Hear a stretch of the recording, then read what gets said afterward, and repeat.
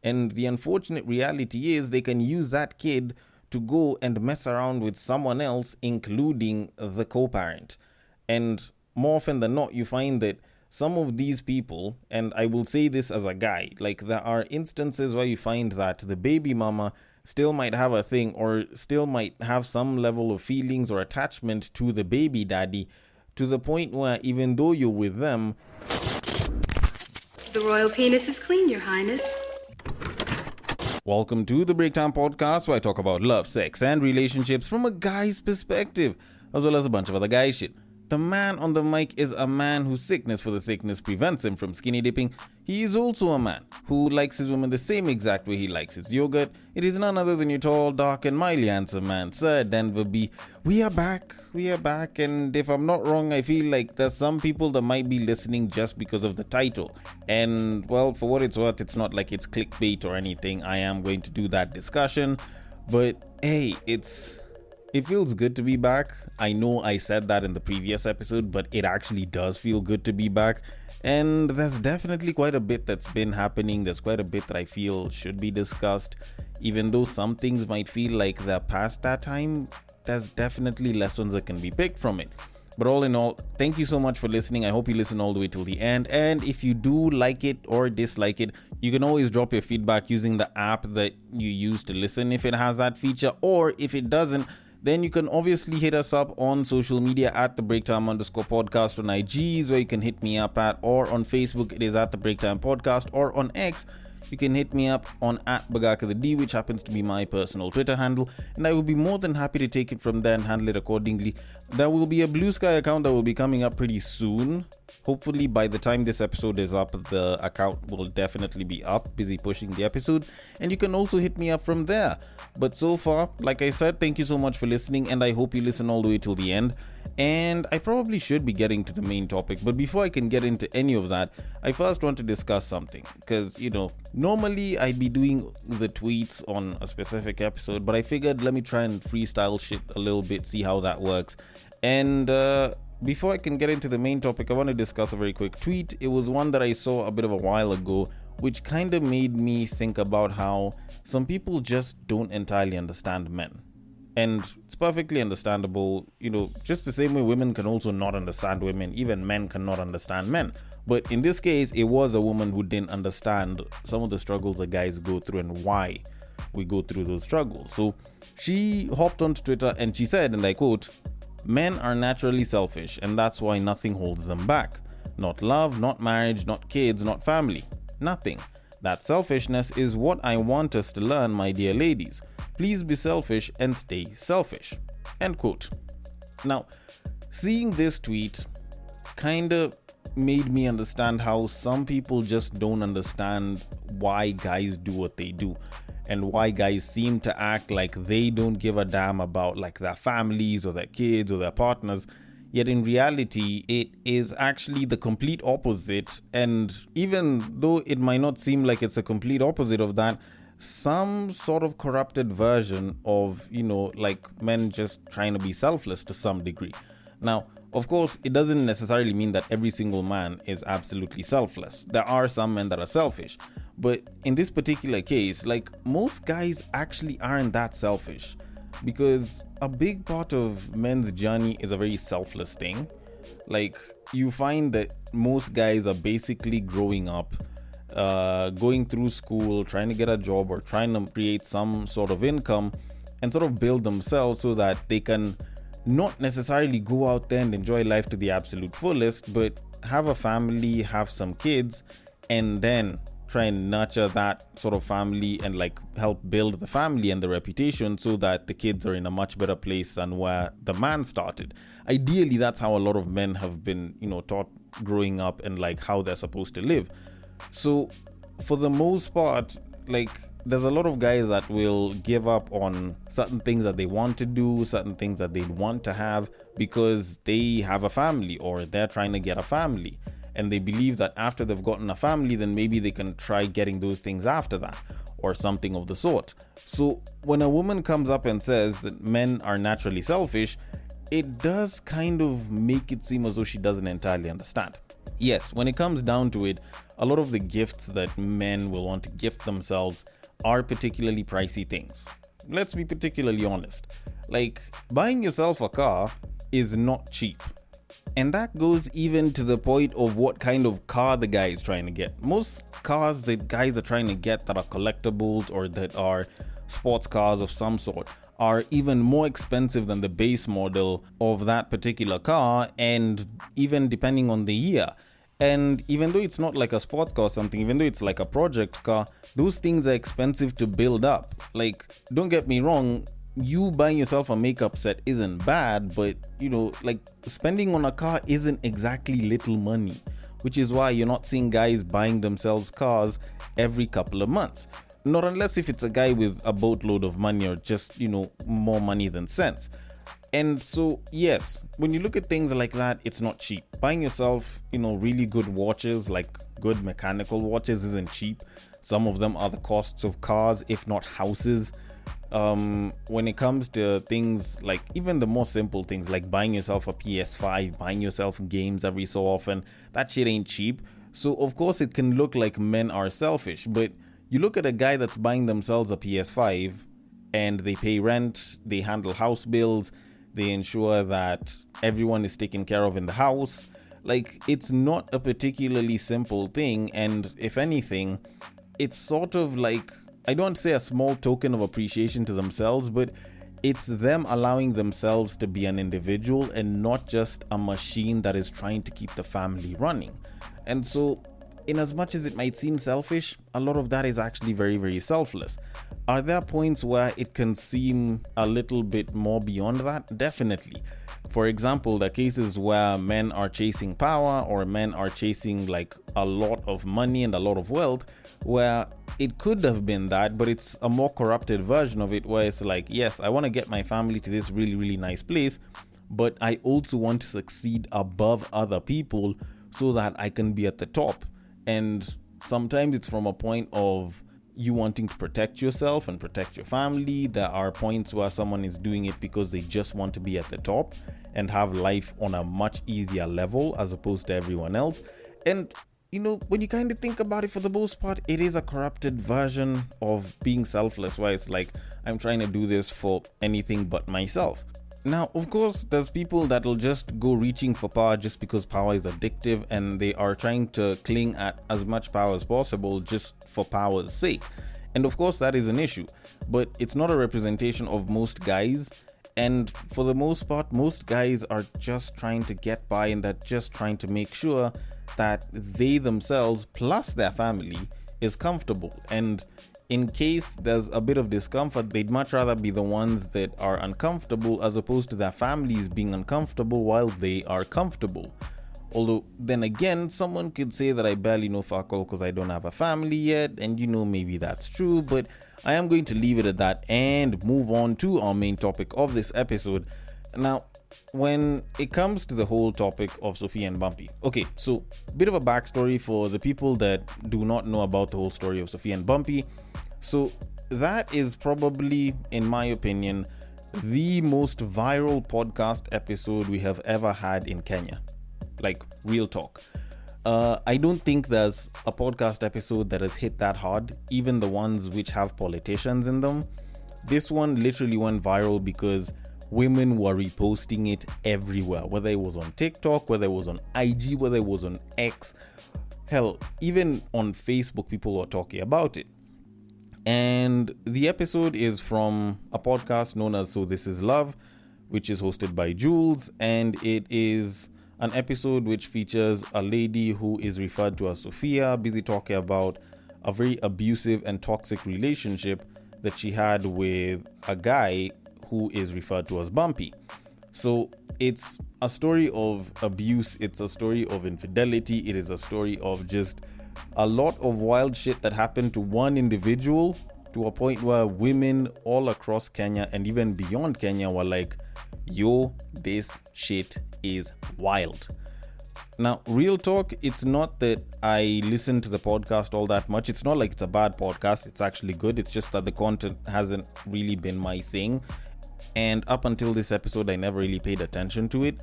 Plus, a pretty big part of why I even ended up paying attention to this episode is one, a bunch of women made it go viral. And I had a couple of my female friends who were like, Denver, you need to listen to this. And it wasn't even just from a content point of view, though. I just like, no, this story is like very, very wild, and it is something that you would not expect.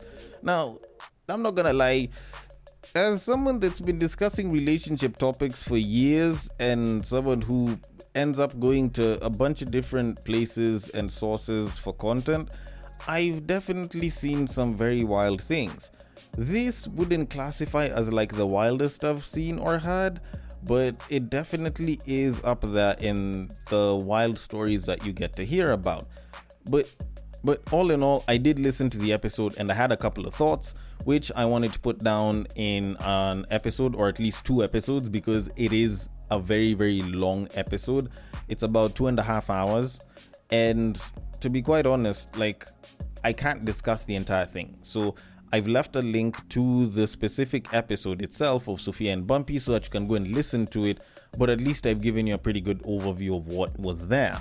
Now, like I said, it is 2.5 hours, and that is so much. I kid you not, that is so much to unpack from that one episode that I can't even have one episode to discuss everything that I felt I should probably discuss there. So I kind of broke it into 2. There's the first 40 minutes that I listened to this episode, where I basically did write down all of my thoughts on it, and then at a different time I listened to the rest of the episode, which also gave me a couple other things that I felt I should definitely discuss. And so this part 1 is of the first 40 minutes of that particular episode of Sophia and Bumpy. And needless to say, there's some very general things that I picked up from those first 40 minutes that I felt just need to be told to people. It's one of those things that you don't necessarily think about as much, but they're very general in terms of like just regular everyday relationship matters that I think people need to understand. Part 2 will have some of the more specific bits of it, but these were sort of my main thoughts on the first 40 minutes of that episode, and I'll just try and go into them very quickly. And I will reference the Sophia and Bumpy's podcast episode details when necessary. But all in all, I don't think I'll really need to do all that much with these first ones. So first of all, we need to have negotiables and non-negotiables in dating and relationships. Now, a lot of people usually talk about having negotiables and non-negotiables when you're dating. And it's something that you'll hear some relationship coaches and some relationship experts talking about. When you're going to get into a relationship, you need to have negotiables and non-negotiables. Or when you're starting out with like dating, you're going to need to have negotiables and non-negotiables. You'll hear people say that quite a bit. And essentially, it's the things that you're willing to compromise on and things that you're not willing to compromise on. And most times people will hear about it whenever it comes to dating and that initial stage when you're getting to know someone. But we don't hear about it as much in actual relationships, especially over time. And that kind of opens a can of worms where, because you don't have negotiables and non-negotiables, there are some cases where, depending on the person, you may end up compromising a little too much where it ends up actually hurting you. And there's times when you probably won't compromise on something that you could have just compromised on, and you end up losing on a very good relationship with a good person. But considering that this was a story of abuse, then, it is more the former than it is the latter. Now, whenever people talk about like negotiables and non-negotiables in relationships, most times people start with the extremes and sort of work their way back. It's not a bad method, it's just that it's not that great to run with, especially when you're trying to get into a relationship, or at least when you're looking at you being in a relationship with someone. Now, of course, negotiables, like I said earlier, are things that you are willing to compromise on to a certain degree, and non-negotiables are things that you cannot compromise on. It's things that basically will affect your values or just your principles as a person. And the unfortunate reality is that because a lot of people start with the extremes and they start their negotiables and non-negotiables from there, it becomes very easy to stop the non-negotiables train at the extremes, because there's a lot of other things that you can definitely discuss and like talk through and like move forward with. But people don't ever have those conversations to figure out, okay, if this is prolonged, then I will leave this person, or if this is prolonged, then I probably wouldn't feel safe, or I wouldn't be very comfortable with this relationship. And I do think it's something that as individuals we need to learn to sort of develop within ourselves, understand what our negotiables and non-negotiables are, realistically speaking, but also what it is that we're willing to take and not take when we're in a relationship, which is pretty much more or less the same thing. And like most times whenever people are thinking about non-negotiables, it's going to be stuff like infidelity and domestic violence or domestic abuse. So, if he cheats on me, if he hits me, or if she cheats on me and she hits me, or, in guys' cases, will also include things like if I am disrespected, especially publicly, then I'm going to drop the babe. With women, it will mostly be stuff like loyalty and domestic abuse. Men don't include domestic abuse as much, just mostly because guys don't usually have the thought of, if my partner hits me, then I will do this, this, and this. And so that's usually where the non-negotiables in a running relationship kind of stop. Like they sort of start and stop there, and then a lot of other things kind of start becoming negotiables to a certain degree, at least for most people, because there's not that many people who'll be like, okay, if he doesn't communicate or if he doesn't listen to me, then it's a non-negotiable and I'm gonna leave. There's not that many people that'll do that, for example. But I do think that having some of those added non-negotiables and negotiables is very important for us to have as people. And in this particular case, it's like Sophia's lack of knowledge on where the non-negotiables in the relationship lie kind of opened her up to a situation where this guy cheated on her so much, or at least so many times with so many different people, and the guy would apologize and then they'd get back together and then he'd repeat the same thing, and it kind of became a cycle. And such a thing is, and mind you, like this is something that even continued past the first 40 minutes, meaning that this is something that continued like throughout the relationship. Like this is something that happened so many times to a point where she would lose it and then they would have some sort of an issue, and then he would make that promise and then he wouldn't live up to the promise. And it happened a bunch of times. And of course, like by the time it happens the first time, the second time, the third time, it almost kind of becomes a habit for this guy, because he's just hoping that he doesn't get caught. And then when he gets caught, he'll just try and argue, or at least he'll try and apologize his way out of it. So having an idea of the negotiables and non-negotiables can kind of prevent you from going through such a thing, or at the very least mitigate some of it if it actually does happen. But that aside, the other thing that I did notice was actually something that kind of reminded me of one of the many reasons why guys tend to have an issue with dating a single mom. Now, this isn't anything against single moms or single parents in general. It's just whenever guys are talking about them not wanting to date a single parent, it usually kind of goes back to a couple of different reasons. Now, the ones that most people will usually hear about is, oh, you can't start the match at 1-0 or 2-0 or even 3-0, regardless of the number of kids.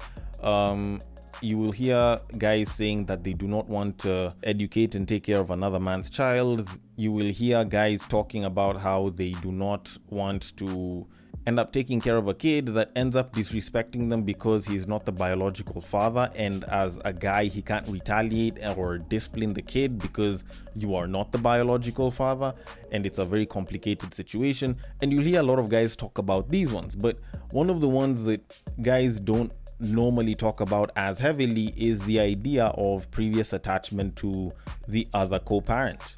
Like, it's something that actually does exist. There are instances where you find that even though two people are co-parenting, they still kind of meet up, or they'll still kind of spend some time together romantically, even though they have agreed that they are not going to be together. And the unfortunate reality of it is they can very easily use the kid as a shield, and that shield for you as the person that's trying to date the single parent will find it to be very impenetrable. Like, if this person says that they want to spend the weekend with their kid, or they want to spend an entire week with the kid, so you shouldn't go to their place, like, you can't exactly do shit. If they do not want to introduce you to their kid, you can't do shit. Like, you are not the parent, you have zero jurisdiction, and worse still, it's not like you can try asking for more attention away from the kid and towards you, because it's going to be looked at as selfish, and that's a losing battle by design. Like, it's not like you can go and ask for more time with the parent of a kid who claims that they're trying to spend more time with their kid so that you can deprive the kid of time with their parent. Like, that's a losing battle, and you can't even do shit about it. Even though you were to go and complain to your friend, like, they'd still look at you and be like, well, this is the life of being with someone who has a kid. Like, they will always have their kid as a first priority. And the unfortunate reality is they can use that kid to go and mess around with someone else, including the co-parent. And more often than not, you find that some of these people, and I will say this as a guy, like, there are instances where you find that the baby mama still might have a thing, or still might have some level of feelings or attachment to the baby daddy, to the point where even though you're with them, they might end up secretly sneaking in some moments where they might actually end up being involved with the baby daddy. So those are things that we'd like to avoid as guys. And the last thing that we want to do is go and put in all of this investment into this relationship just for you to find out that you've been losing out to the guy that she dropped, or that she supposedly dropped. And it's a thing that happens. And don't get me wrong, it's not like it's impossible for such a thing to happen. There's people that are shit parents but are great partners. There's people that are shit parents, or even could be pretty okay or even good parents, but they were shit partners, but because they know how to get under your skin, or because they know what buttons to press on said person, they end up supposedly having some version or some sort of a hold on the particular parent. So essentially, like, that kind of becomes one other thing that can be a losing battle, because this person will be using the kid as the shield. Oh, I need to go and meet with a baby daddy, or I need to go and meet with a baby mama so that we can discuss something about the kid, or we need to discuss the kid's performance, or the kid hasn't been feeling well. You cannot do shit if the person wants to use the kid as a shield, because that in and of itself is a very impenetrable shield. All right. But then again, I'm not saying that you shouldn't date single parents. It's not like this happens with every single parent, or even most of them. Some of them have very cordial relationships where, you know, they don't even try to get that close with each other. There are people that do not even have a, you know, working relationship with the baby daddy or with the baby mama. So like, there's distance, and the only time they interact or meet up is for the sake of the kid. And, you know, there's somewhere even the other parent isn't even in the picture. So don't think that this is something that every single parent will go through or will do, but, you know, it's just one of those fears that some of us guys have. And the other thing that I also noted down, which is the last point out of this entire thing from the first 40 minutes, is cycles are cycles, and cycles almost never change.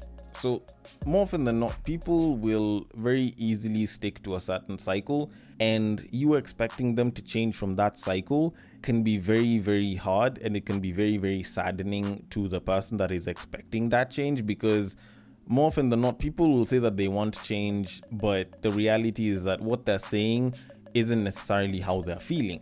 So in this case of Sophia and Bumpy, you know, she found a bunch of chats where, you know, people were busy sending nudes to Bumpy, or should I say women were busy sending nudes to Bumpy. He was having so many conversations. He was sleeping with multiple different women, whether it was from the office or outside of it. And she confronted him about it, and the guy apologized about everything, and he said that he would change, and he cleared everything, supposedly. But not too long after that, dude reverted back to factory settings, and he was doing the same thing. She notices it, she points it out, dude apologizes, he tries to be all lovey-dovey and all sweet and nice and everything, but then he goes back and does the same exact thing again. And then she finds out, and the cycle kind of continues again and again and again and again, to a point where she's basically almost used to him doing the same exact thing. And it's a very sad place to be. It's a very sad sort of cycle to watch happen. And I know, a lot of people would have been like, oh, you know, she should have left by then. And like, it's great when people say it, but reality is that when you're in it, it's not as easy. But all in all, like, the moment you notice a cycle, it's usually a question of, is it something that I'm willing to live with? Which goes back to the very first thing that I pointed out, which is having your list of negotiables and non-negotiables when you're in a relationship is very important, because there should be a line where you're like, you know what? If this continues, I can't be in the relationship anymore. And it doesn't have to just go all the way to extremes like infidelity or domestic abuse. It can be other things that will genuinely just hurt you or make your experience in the relationship just almost unbearable to a certain degree. So whether it's issues in communication, whether it's personal behaviors, whether it's addictions, whether it's just personal vices, at the end of the day, knowing what your negotiables and non-negotiables are is very, very important for you as an individual getting into any relationship and even being in that relationship as it continues. And to kind of conclude all of this, I'm not going to reference the 3 things that I pointed out, but I am going to say that the whole judgment of why didn't she just leave, the whole feeling of she should have just left, it seems like it's something that everyone was echoing. It seems like something that a lot of people would say and assume that should be like the very first thing she should have done. Of which, yes, she did, and then she ended up getting back with the dude. But the reality of it is, for a lot of us that listen to these stories, that listen to stories like this, we're mainly outside looking in. And it's very easy for us to say, if this and this happened, I'd have left. But in reality, when you're in the mix, it's a very different thing. Or as we like to say, kwa ground vitu ni different. So if anything, the best you can do is try to support your friend or try to support the person that you're listening to as much as possible, and try to advise them in as much as you understand and they probably also understand that leaving might probably be the best option. Although, then again, I might be wrong about this, just the same I could be wrong about a lot of other things, so I want your thoughts on it. The DMs are open on IG, it is at the Breaktime_podcast. On Facebook, it is at the Breaktime Podcast. And on X, it is at Bagaka the D. Thank you so much for listening all the way till the end, and I will catch you guys on the next break. But what I believe is that if you put a pastor and a prostitute in one room, one is likely to convert the other.